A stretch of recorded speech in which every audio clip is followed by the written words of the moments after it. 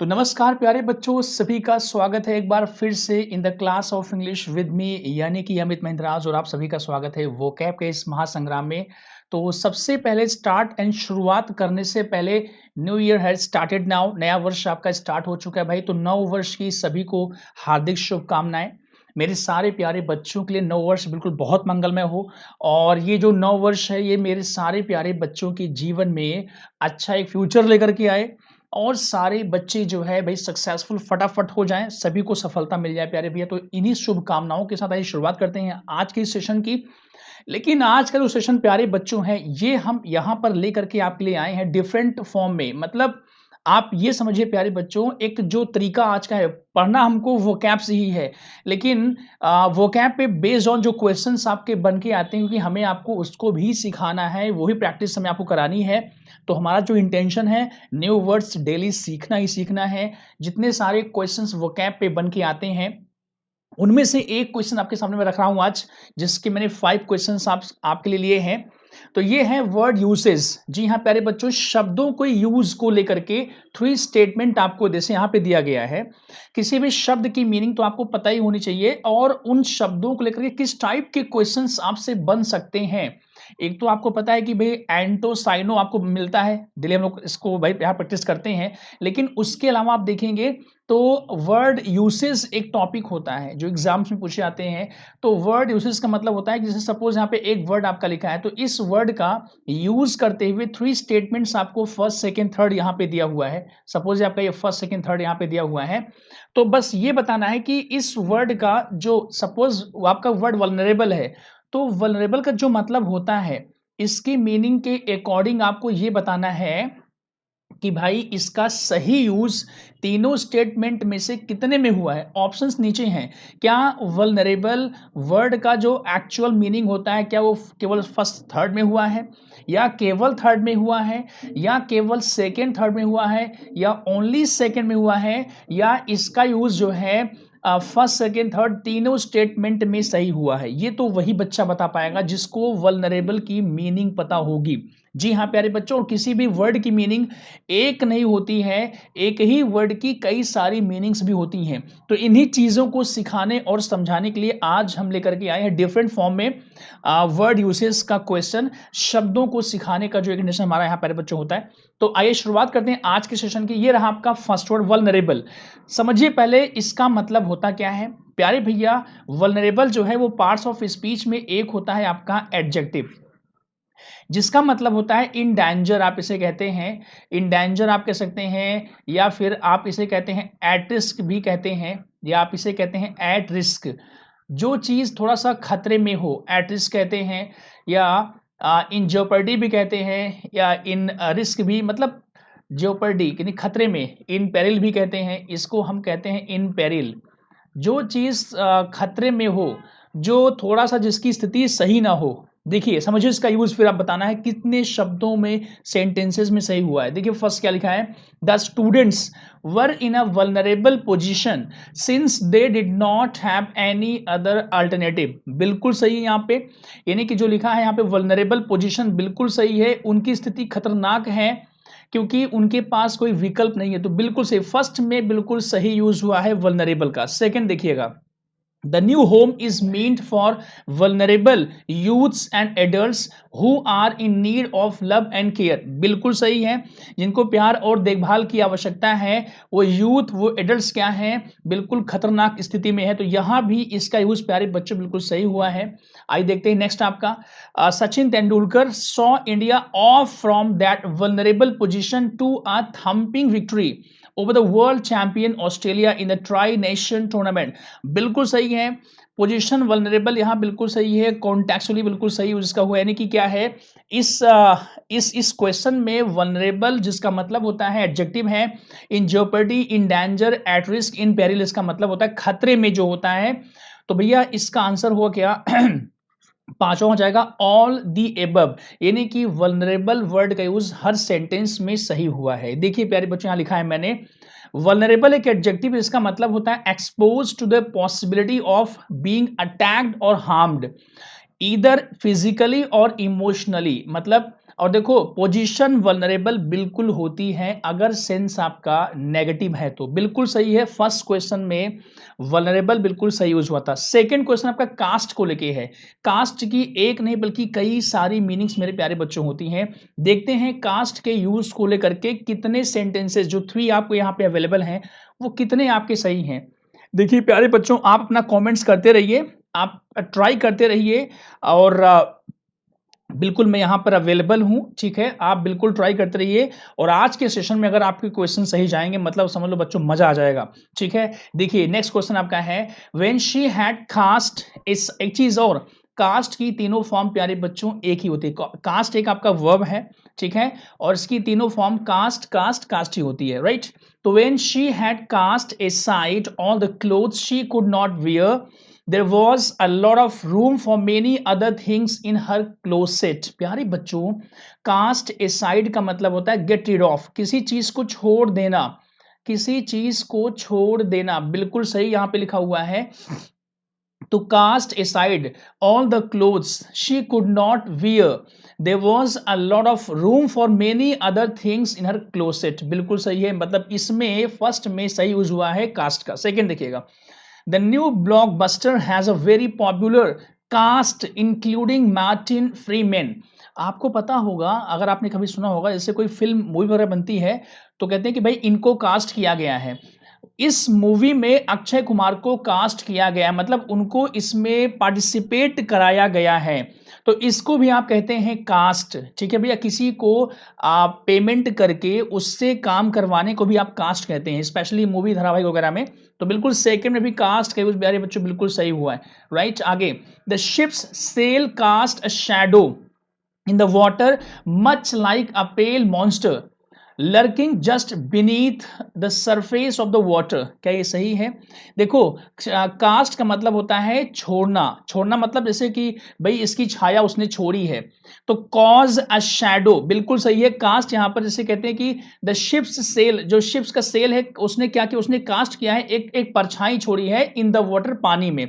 तो पानी में परछाई छोड़ने का मतलब भी कास्ट होता है, यानी कि वंस अगेन कास्ट का यूज फर्स्ट सेकेंड थर्ड तीनों सेंटेंसेस में बिल्कुल सही हुआ है प्यारे बच्चों। तो क्या आंसर होगा, एक बार फिर से पांचवा हो जाएगा इसका आंसर। 2 क्वेश्चन अब तक आपने देखे और अगर ये दोनों क्वेश्चंस अब तक के किसी बच्चे के सही हो रहे भाई बहुत बढ़िया बात है। आप कमेंट करते रहिए, आप ट्राई करते रहिए, समझ लो ये क्वेश्चन और ये क्वेश्चन आप तभी कर पाएंगे जब आपको वोकैब पे अच्छी कमांड हो। किसी एक वर्ड का अगर आपको एक मीन आता है तो डज नॉट मीन कि आप ऐसे क्वेश्चन का आंसर कर ही ले, क्योंकि एक जैसे यहाँ पे देखा आपने कास्ट की 3 मीनिंग्स आपके सामने यहाँ पे आई, तो इस तरीके से किसी भी वर्ड को आपको एग्जैक्टली पढ़ना होगा। तो ये 2 क्वेश्चंस आपके हुए, बढ़ते हैं थर्ड क्वेश्चन की ओर, वो ये रहा प्यारे बच्चों, एकॉम्प्लिस्ड। थर्ड वर्ड आपका है एकॉम्प्लिस्ड, ACCOMPLISHED। अब देखते हैं इसके 3 स्टेटमेंट आपको यहां पे दिए गए हैं, क्या तीनों स्टेटमेंट आपके प्यारे बच्चों सही है क्या? पहला क्या है, he is such an accomplished striker that he does not need anybody to give him pass from the midfield as he can create goals for himself। प्यारे बच्चों, accomplished का मतलब होता है एक्सपर्ट, accomplished का मतलब जो है एक्सपर्ट भी होता है, राइट? और ये यहां बिल्कुल सही है। accomplished मतलब वो जो है इस तरीके का एक्सपर्ट स्ट्राइकर है that he does not need anybody to give him pass from the midfield as he can create goals for himself. बिल्कुल सही है। तो फर्स्ट स्टेटमेंट में एक कॉम्प्लिस्ड का मतलब होता है एक्सपर्ट, बिल्कुल सही यूज हुआ है, सही है। सेकेंड देखिएगा, it is an accomplished fact that the sun always rises in the east and sets in the waste.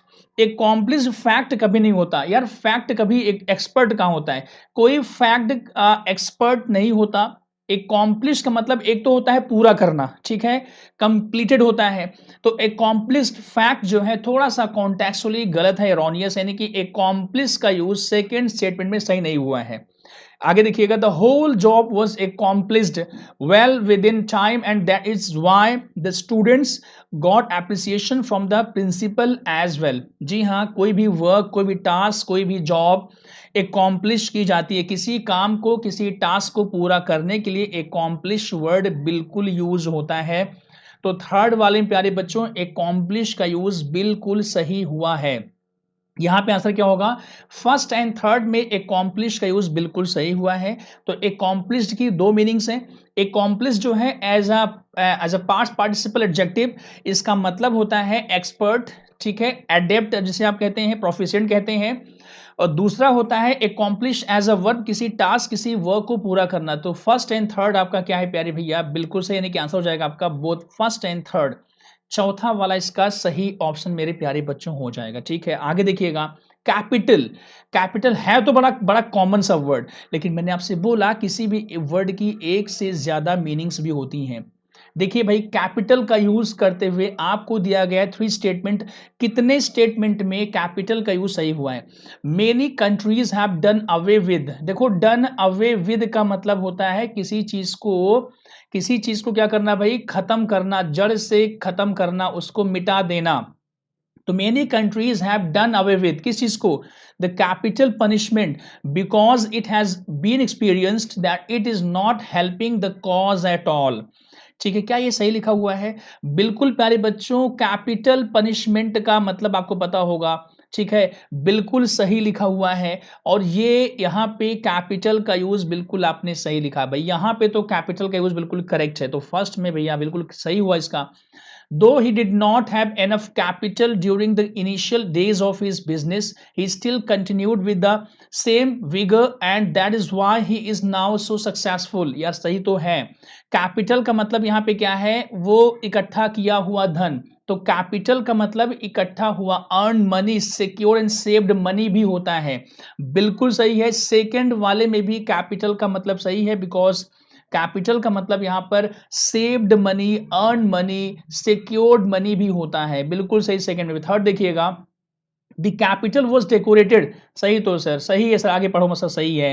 यहाँ पे इसकी मीनिंग राजधानी के सेंस में है। बिल्कुल सही है, द कैपिटल वॉज डेकोरेटेड, यानी कि फर्स्ट सेकेंड थर्ड तीनों में कैपिटल का यूज बिल्कुल सही है प्यारे बच्चों। एक once again answer will be fifth option, all of the above is the right answer. ठीक है भैया, बढ़ते हैं the fifth one, the last one.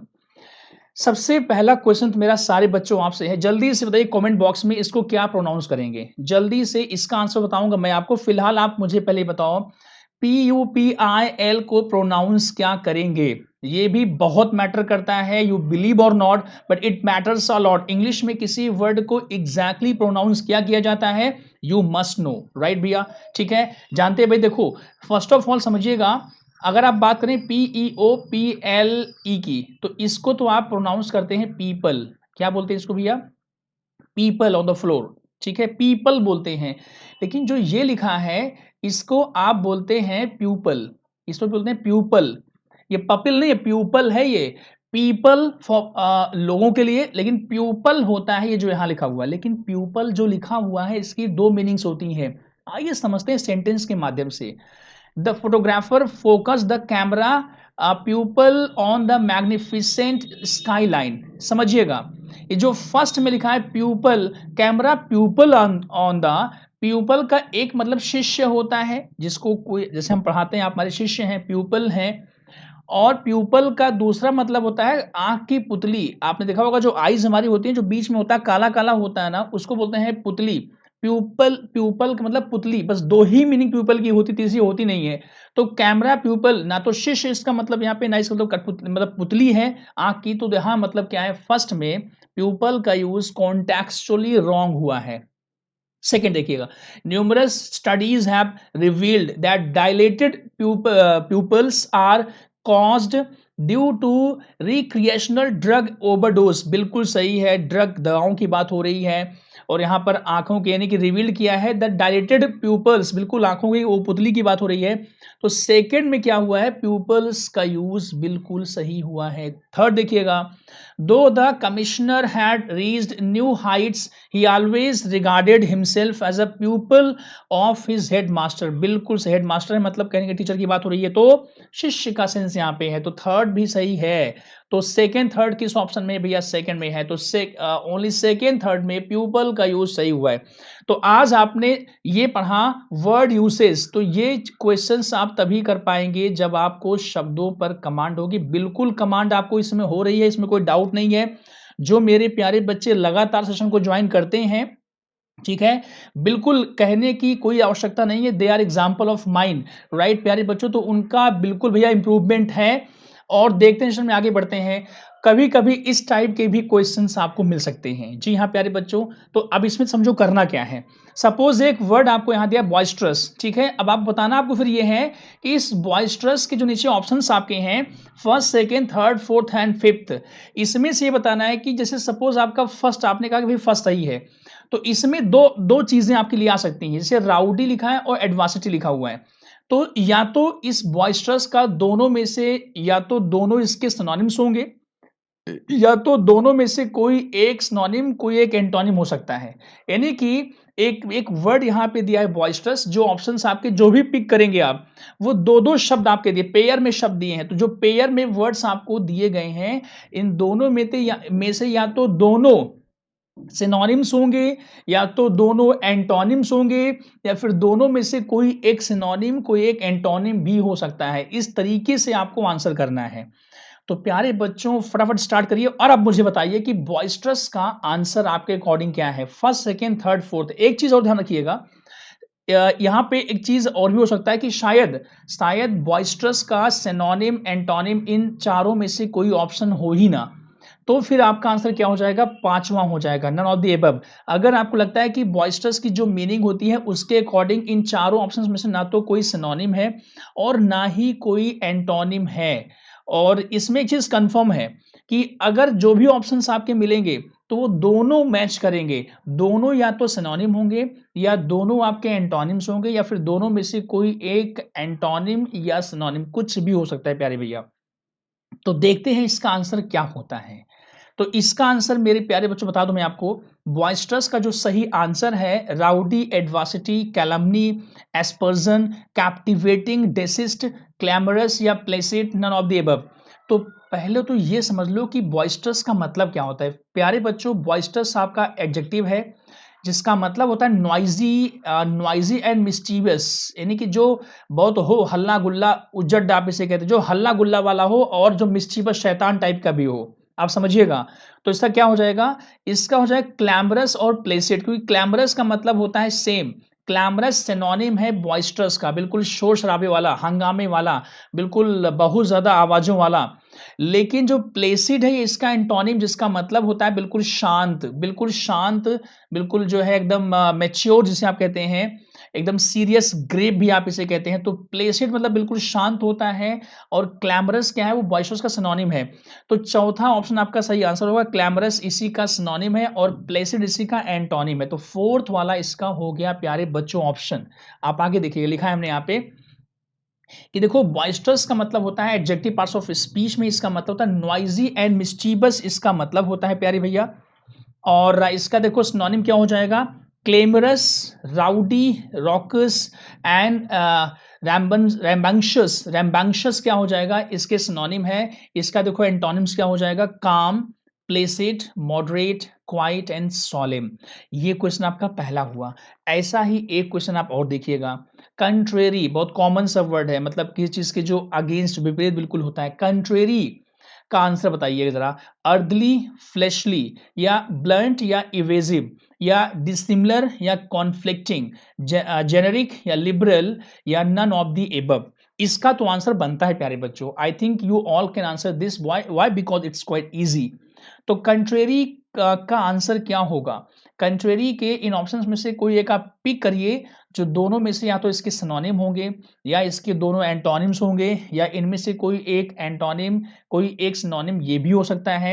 And it may also be possible that शायद कि कंट्रेरी का सिनोनिम, एंटोनिम, इन options में से कोई भी सही ना हो। तो फिर आपका आंसर पांचवा होगा, आप पांचवें को मार्क कर देंगे, नन ऑफ द एबव। तो देखिए भैया, कंट्रेरी का मतलब होता है किसी चीज से बिल्कुल विपरीत, ठीक है? अब देखो, एंटागोनिस्टिक भी आप इसे कह सकते हैं, और इसका आंसर पता है प्यारे बच्चों क्या होगा? First, earthly, fleshly, blunt, evasive, dissimilar, conflicting, generic, liberal, none of the above. जी हाँ, तो थर्ड ऑप्शन प्यारे बच्चों इसका आंसर होगा, डिसिमिलर एंड कॉन्फ्लिक्टिंग। ये हो जाएगा प्यारे भैया इसका आंसर, डिसिमिलर एंड कॉन्फ्लिक्टिंग हो जाएगा इसका आंसर। क्यों? क्योंकि कॉन्फ्लिक्टिंग दोनों इसके सिनोनिम है, डिसिमिलर जो बिल्कुल कंट्रेरी हो, बिल्कुल सिमिलर ना हो, और कॉन्फ्लिक्टिंग का मतलब भी होता है जो बिल्कुल सिमिलर ना हो, जिसमें थोड़ा-सा क्या हो, बवाल हो, झगड़ा हो, विवाद हो। तो dissimilar and conflicting both are the synonym of the word contrary. That is why option number third is the right answer of seventh question. ऐसे ही देखो यहाँ लिखा है कंट्रेरी मतलब होता है एंटागोनिस्टिक या ऑपोजिट। इसका सिनोनिम होता है एडवर्स या एंटीथेटिकल या कॉन्फ्लिक्टिंग या डिसिमिलर। इसका एंटोनिम होता है सिमिलर, कंसिस्टेंट, एग्रीएबल एग्रीएबल और फ्रेंडली होता है इसका सिनोनिम। बढ़ते हैं सेशन में 8वें शब्द की ओर, इफेस। ठीक है भैया, देखिए इफेस का मतलब प्यारे बच्चों क्या होता है। इफेस का मतलब खैर जो भी होता है, इसका आंसर बताओ। डिस्ट्रॉय या ऑब्लिटरेट, अंडरटेक या एस्पायर या कंस्पायर या यूटिलाइज या सिक्योर या प्लांट या कंस्ट्रक्ट या डेमर। एक चीज यहां पर कंफर्म ये हो रहा है कि यहां पर पांचवा option none of the above नहीं है। ये खुशी की बात है, ये थोड़ा सा टेंशन कम कर देता है, ये थोड़ा सा मतलब इजी कर देता है आंसर कर पाना। प्यारे भैया बताइए फटाफट कि इफेस का जो मतलब होता है उसके अकॉर्डिंग इनमें से कौन से दो ऐसे जो ऑप्शंस आपके हैं जो दोनों या तो सिनोनिम होंगे या एंटोनिम्स होंगे, या उनमें से कोई एक सिनोनिम कोई एक एंटोनिम हो सकता है। लेकिन यहाँ पर कोई ना कोई एक ऑप्शन कन्फर्मली है, बिकॉज पांचवा ऑप्शन यहाँ पर भी अवेलेबल है। तो देखिए प्यारे भैया, इफेस एक वर्ब है जिसका मतलब होता है, हिंदी में कहते हैं मिटाना, किसी चीज को मिटाना। ठीक है, मिटाना, कोई चीज रिमूव करना, ठीक है, ओमिट करना। तो देखिए फर्स्ट वाला होगा इसका answer, destroy and obliterate. Destroy and obliterate दोनों का मतलब होता है नष्ट करना, मिटाना, या किसी चीज को रिमूव करना। तो भैया ओमिट करना। तो फर्स्ट ऑप्शन डिस्ट्रॉय ऑब्लिटरेट वो क्या है, ये इफेस के सिनोनिम है। जरा समझिए कि प्यारे भैया, इफेस इज अ वर्ब, मतलब होता है इरेज समथिंग और मेक वन इनसिग्निफिकेंट। किसी चीज को मतलब बिल्कुल इनसिग्निफिकेंट करना, मतलब उसको मिटाना, और इनकंसिपिकुअस। इसके देखो सिनोनिम्स का क्या होते हैं, डिस्ट्रॉय, ऑब्लिटरेट, एलिमिनेट और एक्सटर्मिनेट भी कहते हैं, टर्मिनेट भी कहते हैं। इसका एंटोनिम क्या हो जाएगा, रिटेन, मेंटेन, बिल्ड, कंस्ट्रक्ट या प्रोड्यूस कहते हैं भाई। देखिए आगे उसी में अंडरटेक एंड एस्पायर समझो, मतलब बच्चों क्या होता है। अंडरटेक एंड एस्पायर का मतलब होता है, इन दोनों का मतलब होता है एंडेवर टू डू समथिंग, मतलब किसी चीज को करने का प्रयास करना। एंडेवर का मतलब होता है बहुत लगन के साथ, बड़े जोश के साथ जो है किसी चीज को टू डू समथिंग करने का प्रयास करना। तो एस्पायर और अंडरटेक आपस में सिनोनिम है, मतलब होता है एंडेवर टू डू समथिंग। वहीं पर डीमर का मतलब क्या होता है, देखो डीमर क्या है, एक ये भी वर्ब है, इसका मतलब होता है डिसएग्री और हेजिटेट, यानी कि हिचकिचाना किसी बात को लेकर के या फिर डिसएग्री करना। तो ये रहे आपके आंसर्स भैया।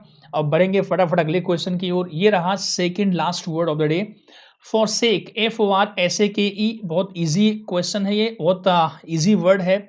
बताइए भैया इसका आंसर क्या होगा। फॉरसेक का desert, renounce, converse, huddle, hatred, grudge, retard, prevent, none of the above. इनमें से कौन सा आंसर प्यारे भैया आपको होने वाला है। तो फर्स्ट होगा, सेकंड होगा, थर्ड होगा, फोर्थ होगा, फिफ्थ होगा। मैं आपके आंसर्स भी आज रिस्पॉन्स आज नहीं कर पाऊंगा, बिकॉज मैं आज जो है लाइव नहीं हूं, लेकिन फिर भी आपका जो ये प्रयास है भैया बहुत बढ़िया है, प्रेज वर्दी है, कमेंडेबल है। आप ट्राई करते रहिए, क्योंकि ट्राई करेंगे तभी सीखने में ज्यादा आसानी आपको होती है। तो आप बताएंगे फटाफट इसका कौन सा ऑप्शन मार्क करेंगे। जी हाँ बिल्कुल सही प्यारे बच्चों, क्या हो जाएगा, फर्स्ट हो जाएगा इसका आंसर, डिजर्ट और रेनाउंस हो जाएगा फॉरसेक का आंसर। क्यों, क्योंकि डिजर्ट और रेनाउंस का मतलब भी होता है किसी चीज को छोड़ देना, किसी चीज को त्यागना। तो क्या हो जाएगा प्यारी भैया, आपका आंसर हो जाएगा डिजर्ट रेनाउंस, ये हो जाएगा इसका दोनों फॉरसेक के सिनोनिम है। तो आंसर हो गया नाइन्थ का पहला वाला। देखिए यहाँ पे कुछ लिखा हुआ है, फॉरसेक एक वर्ब है, मतलब होता है एबंडन और लीव समथिंग और समबडी, त्यागना, छोड़ देना।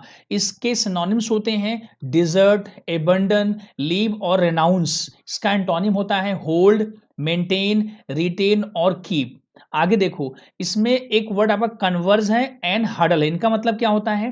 देखिए कन्वर्ज एंड हडल दोनों का मतलब होता है गेदर अराउंड समथिंग, मतलब इकट्ठा करना, इकट्ठा करना या इकट्ठा होना आप इसे कहते हैं। वहीं पर दो वर्ड आपके हैं हैट्रेड एंड ग्रज, इनका मतलब होता है, ये दोनों पहली बात तो भाई आपस में सिमिलर है, सिनोनिम है। इनका मतलब होता है एवर्जन, घृणा, अगेंस्ट समथिंग और समबडी। इसे आप हिंदी में कहते हैं खुन्नस। भाई आपके दिल में कोई खुन्नस है क्या मेरे को लेकर के? तो इसे कहते हैं हेट्रेड और ग्रज। और इसमें एक वर्ड आपका है रिटार्ड। देखो रिटार्ड और प्रिवेंट दोनों का मतलब क्या होता है? डिले और होल्ड बैक, डिले और होल्ड बैक समथिंग या स्टॉप समथिंग।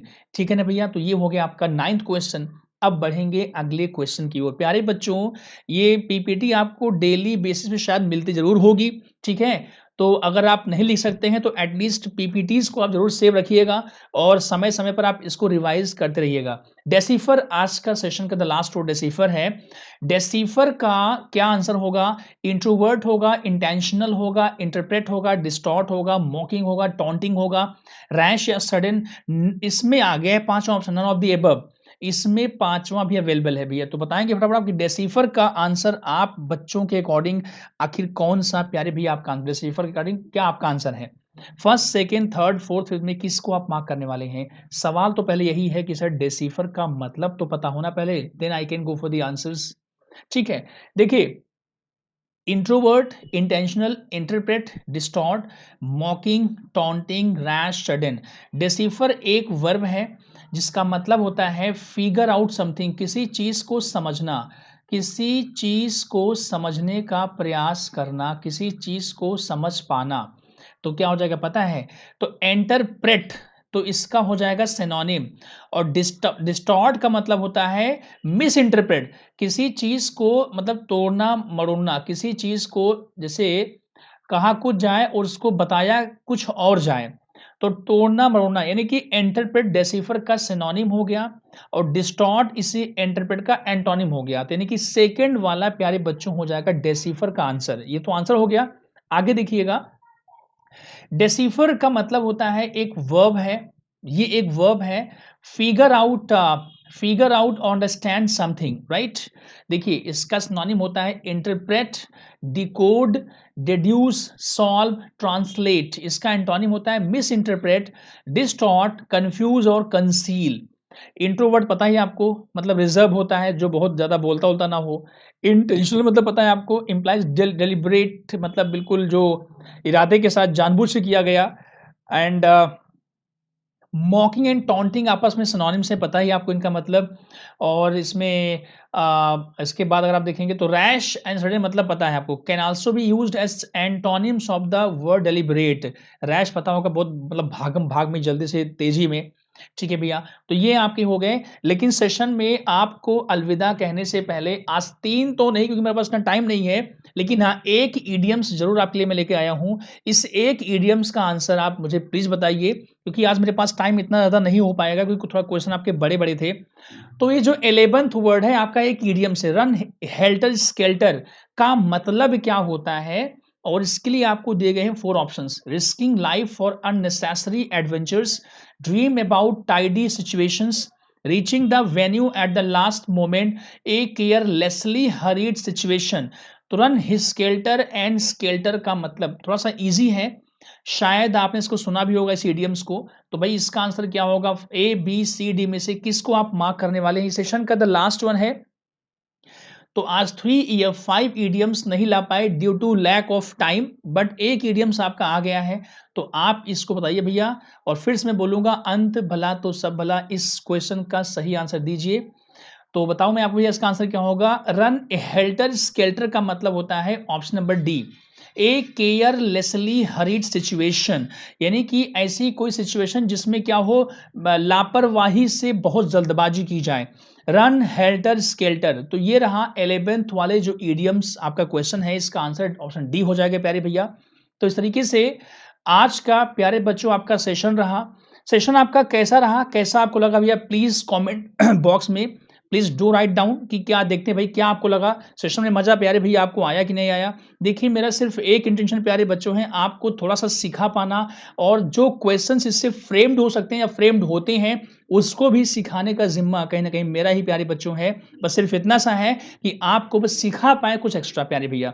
और one thing again I speak which I keep speaking always, प्यारे भैया, don't forget to mention these all the words in your diary because it's quite mandatory and necessary to write down some words like these words. If you don't write down, you can't revise, and revision is the main part of learning something. तो प्यारे भैया, इसी आशा के साथ एक बार फिर से आप सभी को नव वर्ष की हार्दिक शुभकामनाएं और फिर से मुलाकात मेरे प्यारे भैया आप लोगों से होगी। तब तक के लिए थैंक यू सो मच प्यारे भैया। जय हिंद, जय माता दी, सत श्री अकाल, अस्सलाम वालेकुम, जय श्री राम। और फिर से मुलाकात मेरे प्यारे भैया आपसे होगी कल यानी कि ठीक 5 बजे। थैंक यू प्यारे बच्चों, जय हिंद एंड नमस्ते।